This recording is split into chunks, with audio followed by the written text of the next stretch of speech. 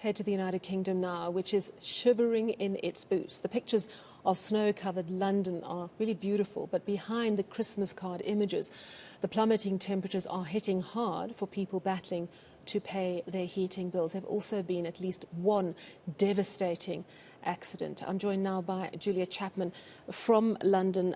Julia, we know that it's winter time in England, but how unusual is this extreme cold for this particular time?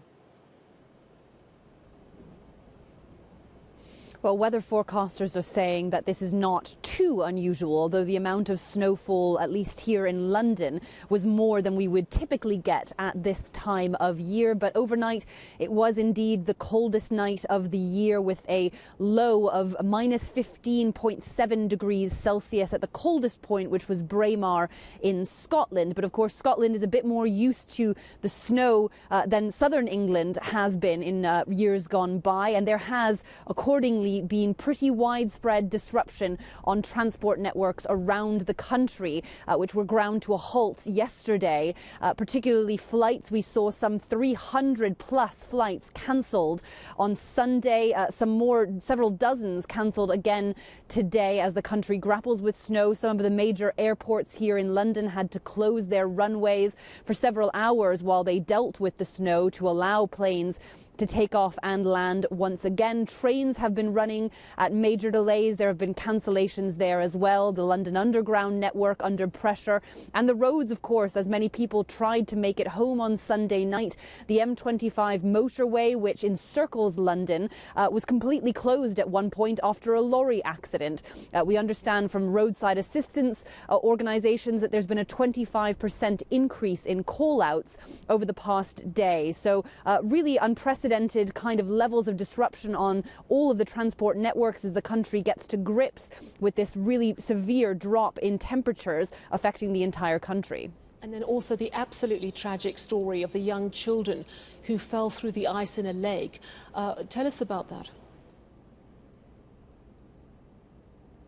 That's right. In central Britain, in Solihull, there were 4 boys playing in the snow yesterday. There was a lake that had frozen over in the morning on Sunday, only to thaw somewhat later in the day. And we understand now that 3 boys aged 8, 10 and 11 died after falling into that lake. There is another boy, a 6-year-old, who remains in hospital in critical condition. A really tragic incident that has shaken the community and indeed the country. We understand that emergency services were pretty quick to the scene after being summoned, but it's not known how long the boys were submerged before help was called. Police officers reportedly jumped right into the lake in an effort to save them before the better equipped fire services came, and have been continuing their search amid conflicting reports that there may have actually been more children trapped underneath this icy lake.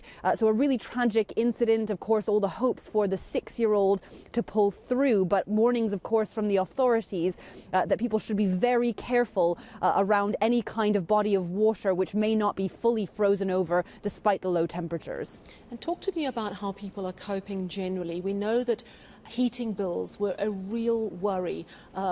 That the price of heating has increased exponentially in the recent months. So how are people staying warm?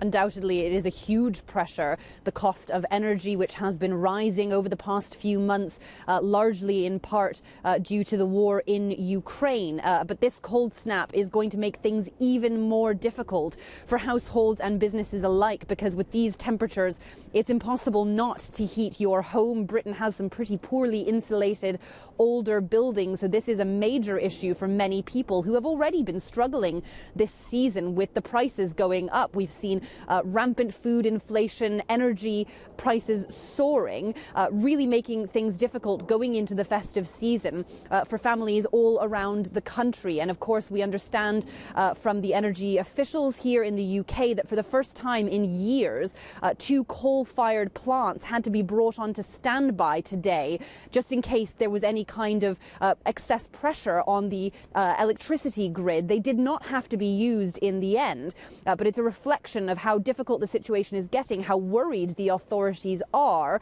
that there could be blackouts in the country and how desperate they are to stave those off. But undoubtedly, this is a really difficult time for many people in this country trying to heat their homes when the cost of energy has been going up so severely. And what's the weather outlook in the next 10 days as we run up to Christmas? Of course, a lot of people will be catching flights into Britain for the festive season. Is there a high probability that more airports might be shut in the coming days? We're not expecting any more snowfall in the immediate forecast, but there have been reports that closer to Christmas, about 2 weeks away now, there may yet be a white Christmas. It's difficult to forecast that with any certainty, but certainly the temperatures are meant to be staying relatively low here in London. It's about 0 degrees at the moment. That's not expected to change dramatically in the days to come. And yes, there is still disruption for flights, all kinds of transport, as many people try to get to their families for the holidays. And it's not just because of the weather, of course. The UK has been experiencing a wave of industrial action, and indeed tomorrow there will be yet another train strike as train employees on the rail network are trying to get higher pay. They are saying that they are now being paid with their wages unable to keep up with inflation. They are calling for better working conditions, and this is something we're seeing across many sectors of the UK, but the transport sector has been particularly hard hit. So going into the holidays, we are expecting more disruption, and that's going to make it very difficult for people to get to their families this Christmas.